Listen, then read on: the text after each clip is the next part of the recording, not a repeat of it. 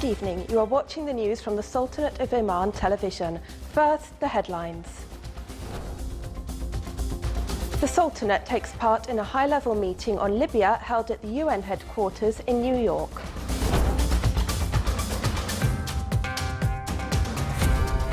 The Sultanate seeks to be among the best 20 leading countries in innovation by 2040.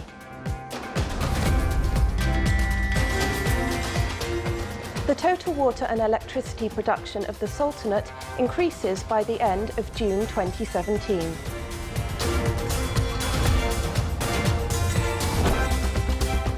And the Sultanate's airports witness a noticeable growth in passenger flight and cargo movements during the last 8 months.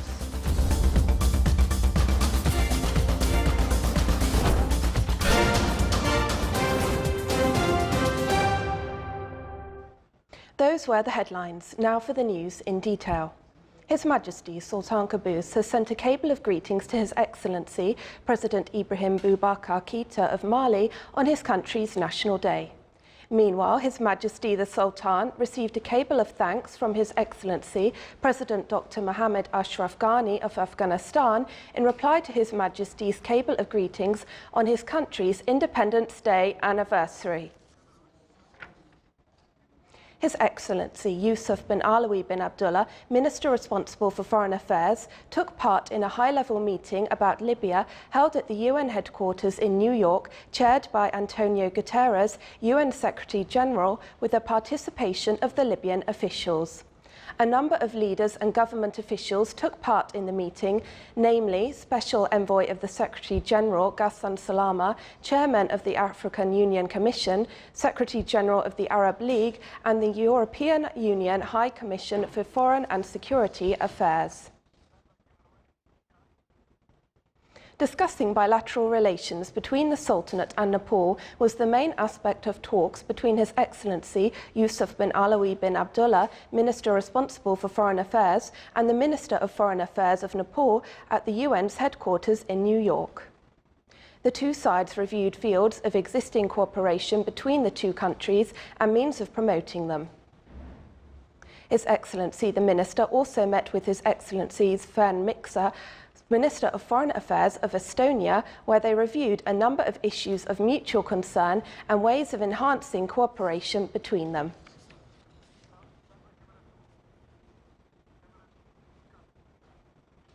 Through National Innovation Strategy, the Sultanate is seeking to be among the best 20 innovation leading countries by 2040.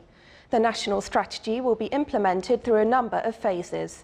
The first phase focuses on the development of school curricula through promoting experimentation and exploration.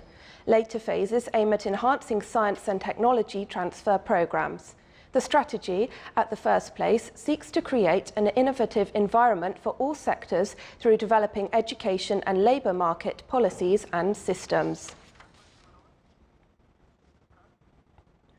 The Sultanate's airports have witnessed a noticeable growth in passenger flight and cargo movement during the last 8 months compared to the same period in 2016, in a step that reflected the rise in economic activities, population in the governorates, and demand on air travel.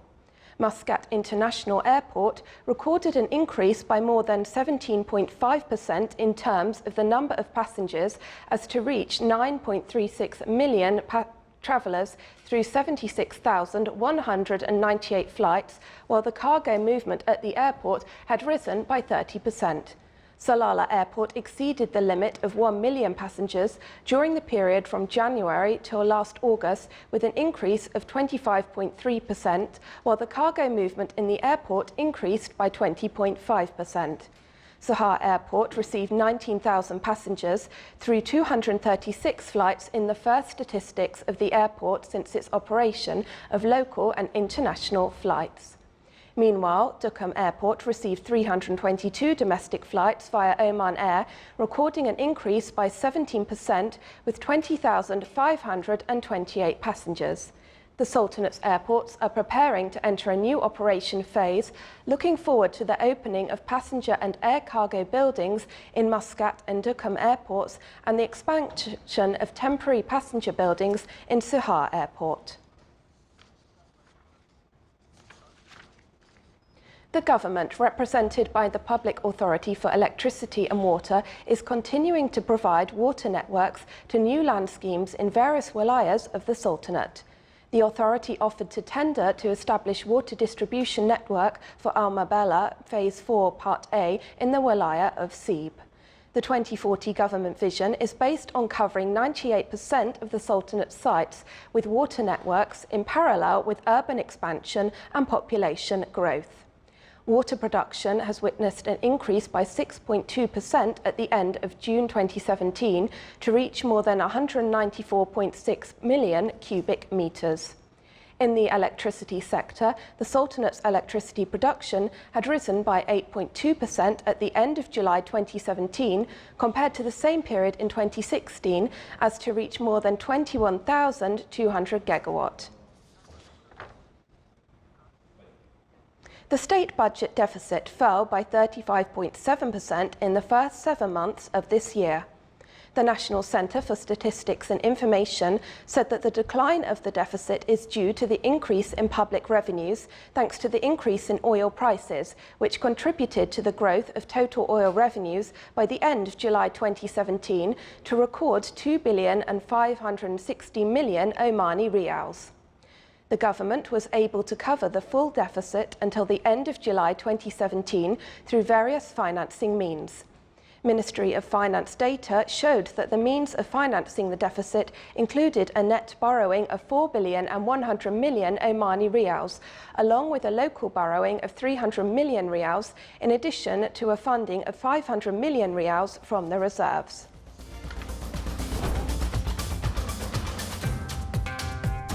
Still to come in our news bulletin. The Sultanate is prepared to receive visitors during its touristic winter season.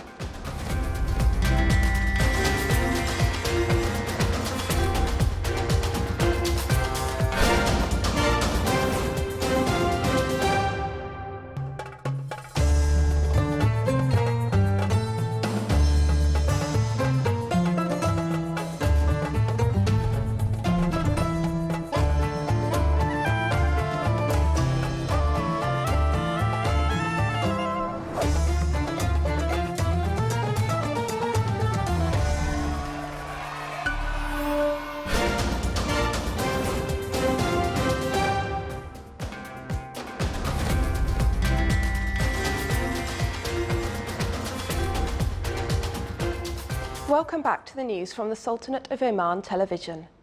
The US-led coalition spokesman in Iraq, Colonel Ryan Dillon, said today that the Kurdish referendum had pulled efforts and focus away from the fight against the Daesh group. Dillon was speaking in Baghdad during a joint news conference with the Iraq Armed Forces spokesman, General Yahya Razal. Razal said that Kurdish Peshmerga forces will remain involved in the battle to clear the militants from the area, despite recent tensions over Kirkuk. In a push at dawn, Iraqi forces launched an operation to retake the town of Hawija, one of the last extremist strongholds in Iraq. Plans to retake Hawija have been complicated by political wrangling among the Iraqi security forces, private armed groups, and the Kurdish Peshmerga troops. The town is part of the Kirkuk Governorate, which is disputed between the central government in Baghdad and the northern Iraqi Kurdish Autonomous Region. Chinese and Australian soldiers have ended a series of military exercises in the mountainous terrain of southwestern China. A Defence Ministry statement said the small training manoeuvres, Exercise Kangaroo 2017, were the first joint drills the two countries have held in China. 10 soldiers from each country's army participated in the exercise, which lasted 10 days and ended yesterday. The training in Yunnan province included mountainous marches, moving through natural obstacles and field survival. Australia and China spend over $100 billion in trade annually, but Australia is also an important US military ally at a time when Beijing is expanding its global influence. Greenpeace activists boarded a cargo ship off the UK coast today to protest against Volkswagen's diesel cars. The activists boarded the ship in an attempt to keep it from docking and unloading a cargo of Volkswagen cars due for delivery at the port of Sheerness in Kent, East England. At the port itself, approximately 40 activists scaled fences to access a vehicle park where, according to Greenpeace, several thousand Volkswagen cars are awaiting distribution. Greenpeace activists said they won't return the keys to the car and won't disembark the cargo ship until Volkswagen commits to take its toxic cars back to Germany.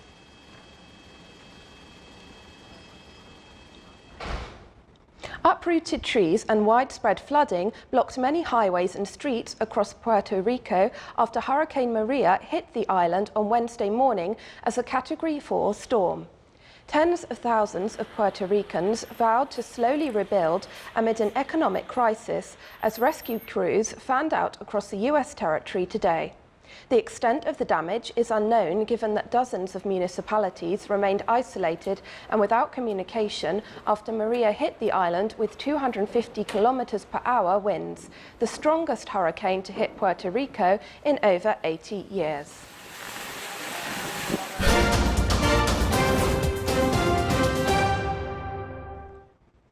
An official session of talks was held between His Excellency Sayed Badr bin Saud bin Harab Al Busaidi, Minister responsible for Defence Affairs, and Her Excellency Roberta Pinotti, Minister of Defence of Italy, at the premises of the Ministry of Defence in Rome, within the context of his official visit to Italy. During the meeting, they reviewed the good relations between the two friendly countries and aspects of existing military cooperation between the defence ministries of their countries and means of boosting this cooperation. In Rome, Air Vice Marshal Mata bin Ali al-Abadani, commander of the Royal Air Force of Oman, met with Air Marshal Insu Ficcirilli, Chief of Staff of Air Force of Italy, where they discussed a number of matters of mutual concern. Due to its mild to moderate climate during the winter season, many cruise ship companies choose the Sultanate as one of their favourite touristic destinations. Here is a report. The moderate climate of the Sultanate will begin with the tourism of cruise ships, which are active significantly in the ports of the Sultanate, which is also prepared to receive groups of tourists from around the world, whether in the far north in Hasab or in South Salalah, which celebrates the post-Kharif season, and Muscat, which is waiting to receive 152 cruise ships in Port Sultan Qaboos from October this year to June next year. The total number of guests in hotels rated from 3 to 5 stars in the Sultanate until the end of July reached 868,000 compared to 827,000 guests in the same period last year. With the advent of October, the winter season begins with a lot of trends in the tourism sector, expected to generate good income on the economy of the country, under the assurances of those living in the Sultanate to the importance of tourism development in terms of touristic projects and services, and that what the government aspires to do in the coming period.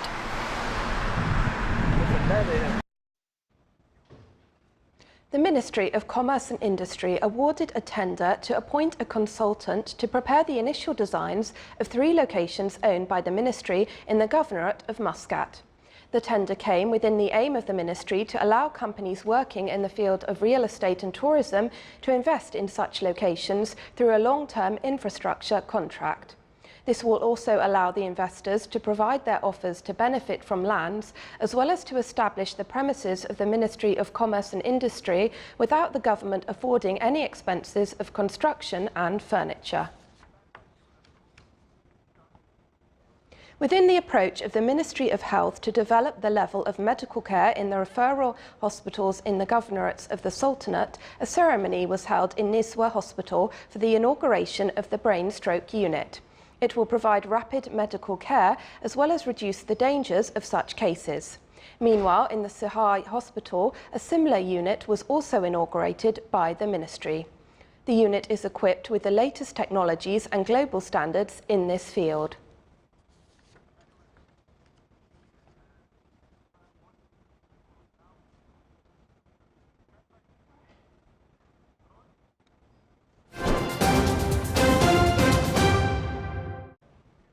Now for the general weather forecast around the Sultanate. Partly cloudy skies will prevail over the coastal areas of the Governorate of Dhofar and its nearby mountains. The rest of the Sultanate will have clear skies with chances of scattered rainfall over the Hajar Mountains. Winds will be southerly to southeasterly, light to moderate. Seas will be slight with a maximum wave height of 1 metre.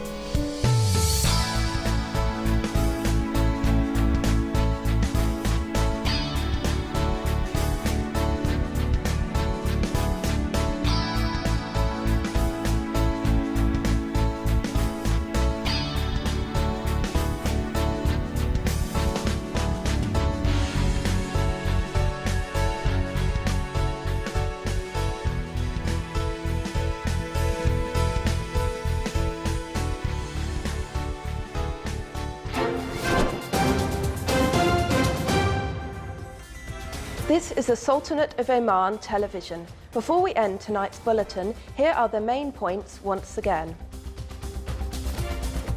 The Sultanate takes part in a high-level meeting on Libya held at the UN headquarters in New York.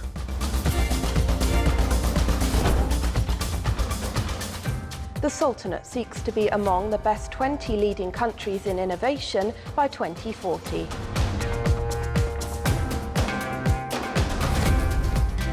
The total water and electricity production of the Sultanate increases by the end of June 2017.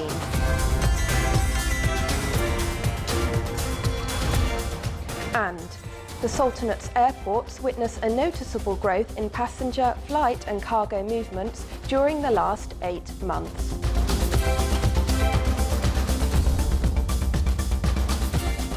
With that, we come to the end of tonight's news bulletin. From all of us here at the newsroom and the studios, it's good night.